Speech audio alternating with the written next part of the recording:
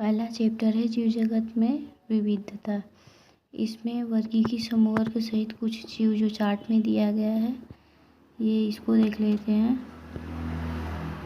मानव को किस में रखा गया? होमो सैपियंस में।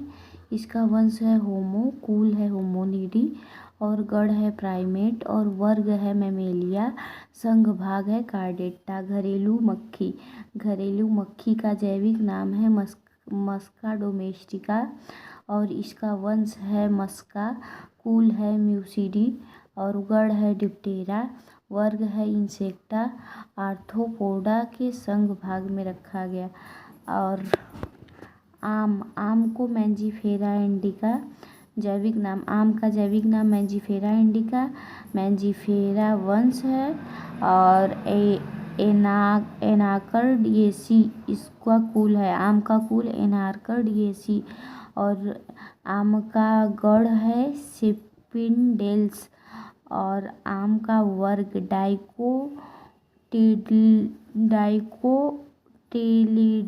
डाइकोटिलिडनी और आम का संघ है एंजियोस्पर्मी। गेहूं का जैविक नाम है ट्रेटिकम एस्टिवम और वंश है गेहूं का वंश ट्रेटिकम। गेहूं का कुल है पोएसी। गेहूं का गण है पोएलस। गेहूं का वर्ग है मोनोकोटिलिडनी और गेहूं का संघ भाग है एंजियोस्पर्मी। दूसरा चैप्टर है जीव जगत में देख लेते हैं मोनेरा, प्रोटिस्टा, फंजाई, प्लांटी और एनिमिलिया। इसका लक्षण देख लेते हैं। कोशिका के प्रकार मोनेरा में होता है प्रोकैरियोटिक और प्रोटिस्टा में होता है यूकैरियोटिक। फंजाई में होता है यूकैरियोटिक।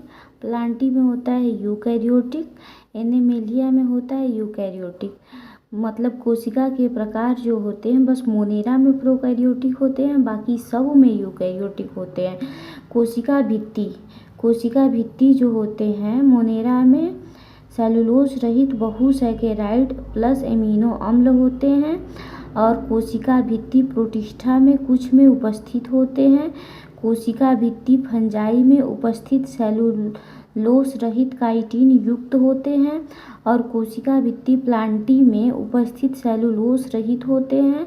कोशिका भित्ति एनिमिलिया में अनुपस्थित होते हैं और केंद्रक झिल्ली मोनेरा में अनुपस्थित होते हैं और केंद्रक झिल्ली प्रोटिस्टा में उपस्थित होते हैं।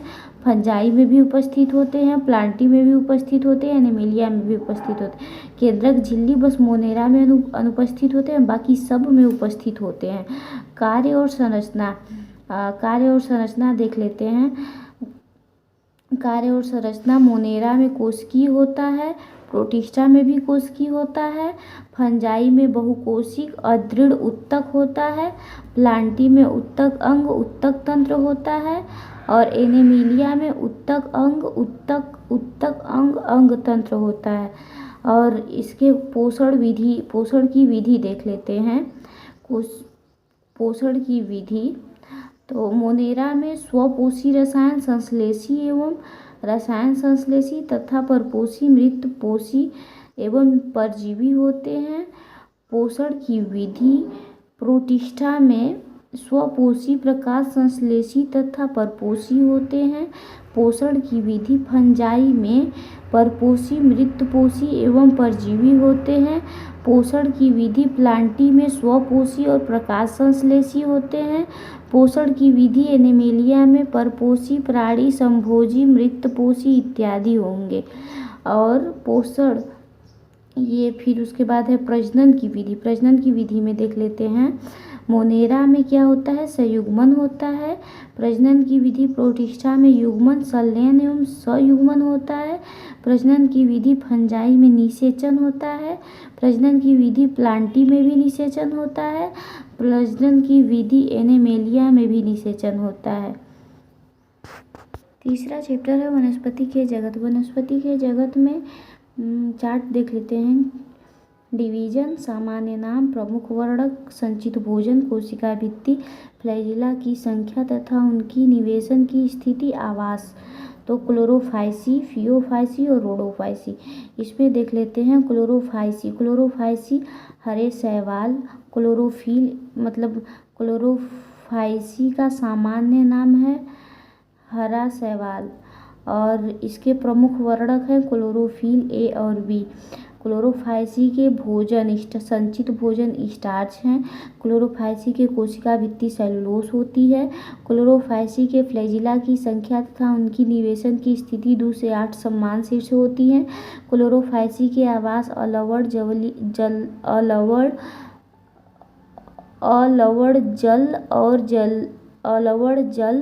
और लवणीय जल खारा जल होता है। फियोफाइसी का सामान्य नाम है भूरे शैवाल।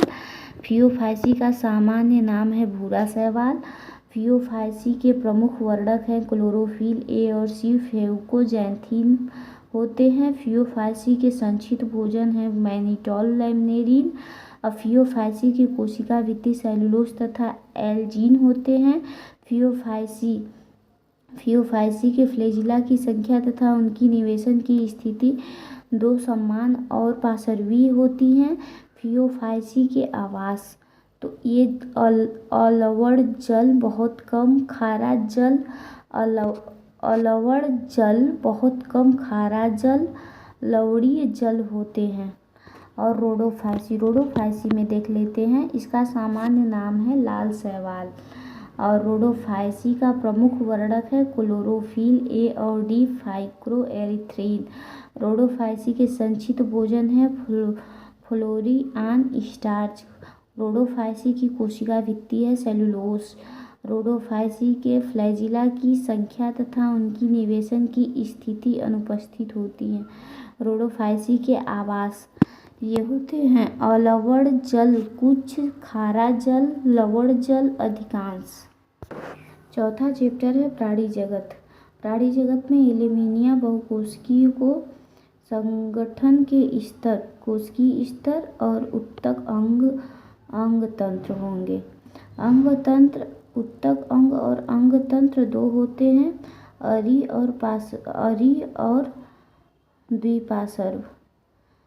और द्विपार्श्व। इसमें अरी में देख लेते हैं। अरी में होगा नाइडेरिया सिलेंड्रेटा और फिर टीनोफोरा। द्विपार्श्व में होगा 1 2 3 है। इसमें है बिना गुहा का अगुही। इसमें होगा प्लेटीहेल्मिन्थीज और कूट गुहा। इसमें होगा एस्केहेल्मिन्थीज और सत्य गुहा युक्त गुही। इसमें होगा annelida, arthropoda, mollusca, echinodermata, hemichordata अर्धरज्जुकी और कार्डेटा रज्जुकी। और ये एनिमिलिया को 2 भागों में जो बांटा गया था इसको देख लेते हैं। कोशिकीय स्तर के पोरीफेरा संघ में रखा गया है। ये है मौलिक लक्षणों के आधार पर प्राणी जगत का विस्तृत वर्गीकरण का चार्ट। एक और चार्ट है इसमें वर्टिब्रेटा का डिवीजन 2 होते हैं। एनेथोस्टोमाटा जबड़ों का अभाव। इसमें है नेथोस्टोमेटा जबड़ों की उपस्थिति।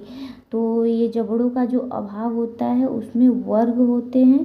पहला है साइक्लोस्टोमेटा और जबड़े में जो उपस्थित होते हैं उसको देख लेते हैं। 2 में भाग में होते हैं, पीसीज पंख उपस्थित और दूसरा है टेट्रापोड चतुस्थ पाद उपस्थित होते हैं। तो इसमें पीसीज पंख उपस्थित वाले में वर्ग होते हैं। ये है पहला कार्डिक थीज, दूसरा है ओस्टिक थीज। और इसमें टेट्रापोड चतुष्क पाद उपस्थित जिसमें होते हैं। इसमें है पहला एम्फीबिया उभयचर, दूसरा है रेप्टिलिया सरीसृप, तीसरा है एविज, चौथा है मैमेलिया स्तनी वर्ग। प्राणी जगत के विभिन्न संघ के प्रमुख लक्षण के चार्ट देख लेते हैं। पोरीफेरा के संगठन का स्तर कोशिक है। इसका समिति अनेक प्रकार का होता है। पोरीफेरा में गुहा अनुपस्थित होता है। पोरीफेरा में खंडी भवन भी अनुपस्थित होता है। पोरीफेरा में पाचन तंत्र भी अनुपस्थित होता है। पोरीफेरा में परिसंचरण तंत्र भी अनुपस्थित होता है। पोरीफेरा में श्वसन तंत्र भी अनुपस्थित होता है। पोरीफेरा के विशेष लक्षण शरीर में छिद्र तथा नाल तंत्र हैं। और दूसरा है सिलेंट्रेटा या नाइडेरिया। सिलेंट्रेटा नाइडेरिया का होगा संगठन की स्तर होगा उत्तक, और सिलेंट्रेटा या नाइडेरिया का गुहा होगा अनुपस्थित, और सिलेंट्रेटा या नाइडेरिया का समिति है अरीय। सिलेंट्रेटा या नाइडेरिया का खंडी भवन अनुपस्थित होते हैं। सिलेंट्रेटा या नाइडेरिया के पाचन तंत्र अपूर्ण होते हैं। सिलेंट्रेटा या नाइडेरिया के परिसंचरण तंत्र भी अनुपस्थित होते हैं। सिलेंट्रेटा और नाइडेरिया के श्वसन तंत्र भी अनुपस्थित होते हैं। सिलेंट्रेटा नाइडेरिया के विशेष लक्षण हैं नीडोब्लास्ट वंश कोशिका उपस्थित। और तीसरा है टीनोफोरा। टीनोफोरा में संगठन की स्तर उत्तक होते हैं और ये समिति अरीय होते हैं। टीनोफोरा में गुहा अनुपस्थित होता है। टीनोफोरा के खंडी भवन भी अनुपस्थित होता है। टीनोफोरा के पाचन तंत्र अपूर्ण होते हैं। टीनोफोरा के परिसंचरण तंत्र अनुपस्थित होते हैं। टीनोफोरा के श्वसन तंत्र भी अनुपस्थित होते हैं।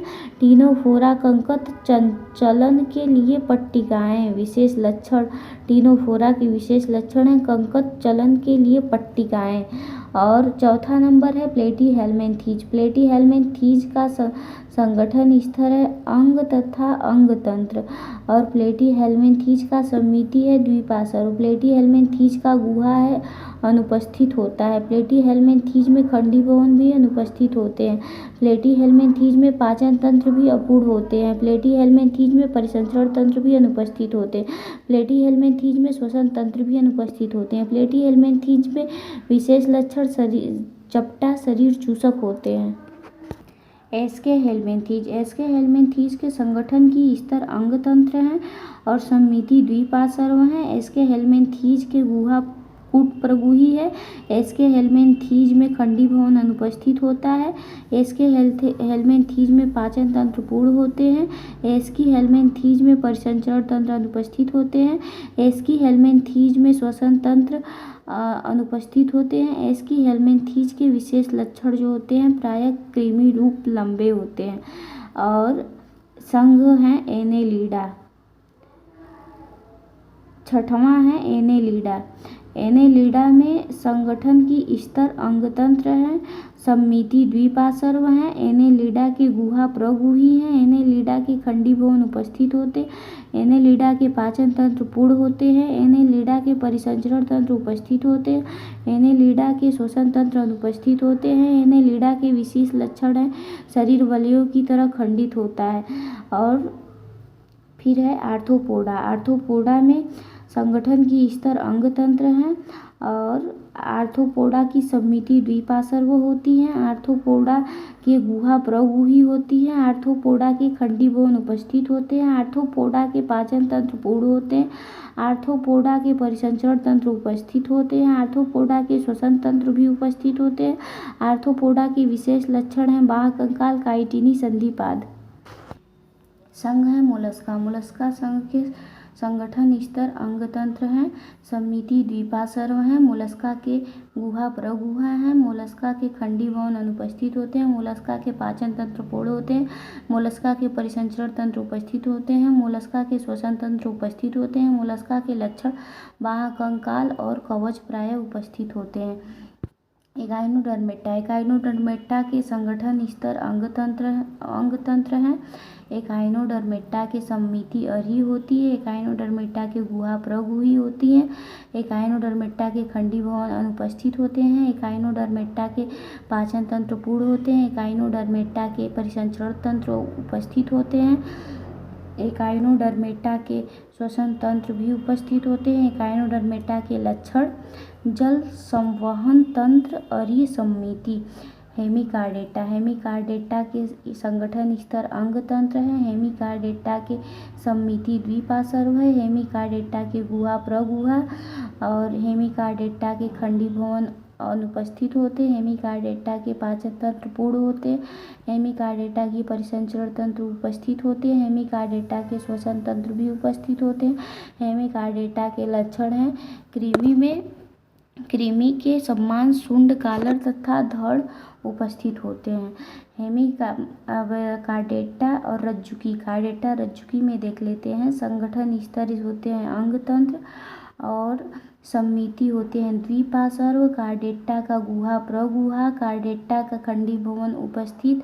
कार्डेटा का पाचन तंत्र पूर्ण होते हैं। कार्डेटा का परिसंचरण तंत्र उपस्थित होता है। कार्डेटा का श्वसन तंत्र भी उपस्थित होता है। कार्डेटा का लक्षण देख लेते हैं। पृष्ठ रज्जु खोखली, पृष्ठ तंत्रिका रज्जु, कुलोम छिद्र तथा पाद अथवा पंख होते हैं। चैप्टर 9 है जैव अणु। जैव अणु का जीव व निर्जीव पदार्थों में पाए जाने वाले तत्वों की तुलना बता रहा है। तो तत्व दिया है ये है प्रॉपर्टी, परसेंटेज भार, और ये है मनुष्य के शरीर। तो हाइड्रोजन का होगा 0.14, मनुष्य के शरीर 0.5, कार्बन का होगा प्रॉपर्टी 0.03 और इसका होगा 18.5, मनुष्य का शरीर होगा 18.5 और ऑक्सीजन का होगा 46.6 और मनुष्य के शरीर में होगा 65.0। नाइट्रोजन का होगा बहुत थोड़ा और इसमें होगा 3.3 और सल्फर का है 0.03, मनुष्य के शरीर में 0.3। सोडियम का होगा 2.8 और मनुष्य के शरीर में 0.2। कैल्शियम का होगा 3.6 और मनुष्य के शरीर में 1.5। मैग्नीशियम का होगा 2.1, मनुष्य के शरीर में होगा 0.1। सिलिकॉन का होगा 27.7, इसका मनुष्य के शरीर में नगण्य होगा। इसमें जीव ऊतकों के पाए जाने वाले अकार्बनिक अवयव की सूची बताना है। सोडियम का होगा Na+, पोटेशियम का होगा K+, कैल्शियम का होगा Ca++, मैग्नीशियम का होगा Mg++, जल का होगा H2O, यौगिक का होगा NaCl, CaCO3, PO4 3 नेगेटिव, फिर SO4 2 नेगेटिव। कुछ द्वितीयक उपापचय, इसमें वर्णक कैसे होते हैं? कैरोटीनॉइड, एंथोसायनिन्स आदि, एल्कलॉइड, मॉर्फिन, कोडेसीन आदि, टर्पीनॉइड्स, टर्पिस, डाइटर्पिस आदि, आवश्यक तेल, नींबू घास तेल आदि, टॉक्सिन, एब्रिन, रिसिन, लैक्टिन्स, कोनकेने, वेलिन ए, ड्रग्स, विनब्लेस्टिन, करकुमिन आदि, बहुलक पदार्थ, रबड़, गोंद, सेलुलोज। कोशिकाओं के औसत संगठन, जल का होगा 70 से 90% और प्रोटीन का होगा 10 से 15%, कार्बोहाइड्रेट का होगा 3, लिपिड का होगा 2, न्यूक्लिक अम्ल का होगा 5 से 7, आयन का होगा 1। प्रोटीन और प्रोटीन के कार्य देख लेते हैं। कोलेजन का होगा अंतरकोशिकीय भरण पदार्थ, ट्रिप्सिन का होगा एंजाइम, इंसुलिन का होगा हार्मोन, प्रतिजीव का होगा संक्रमितकर्ता से लड़ना, ग्राही का होगा संवेदी। प्रोटीन देख लेते हैं। कोलेजन का होगा अंतरकोशिकीय भरण पदार्थ, ट्रिप्सिन का होगा एंजाइम, इंसुलिन का होगा हार्मोन, इंसुलिन का होगा हार्मोन, प्रतिजीव का होगा संक्रमितकर्ता से लड़ना और ग्राही का कार्य होगा संवेदी, ग्रहण, सूंघना, स्वाद, हार्मोन आदि। GLUT4 इसका कार्य ग्लूकोज का कोशिका में परिवहन,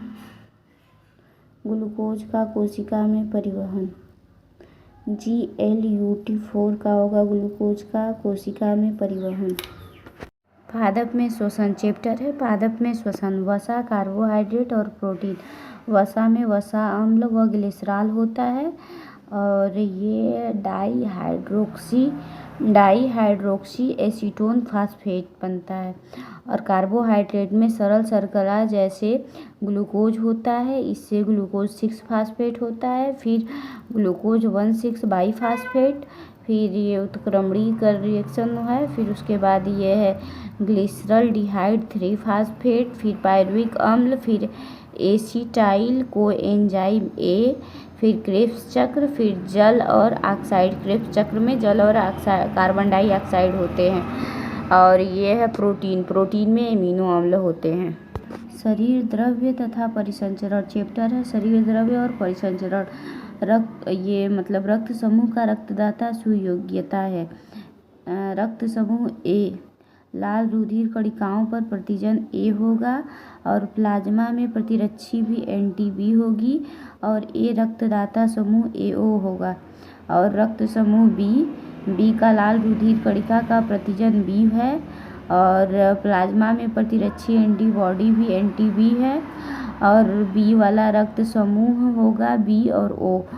रक्त समूह ए बी का रक्त समूह लाल रुधिर कणिकाओं की प्रतिजन ए बी होगी और ए बी का प्लाज्मा में प्रतिरक्षी एंटीबॉडी अनुपस्थित होगी। ए बी का रक्तदाता समूह ए बी ए फिर बी ओ।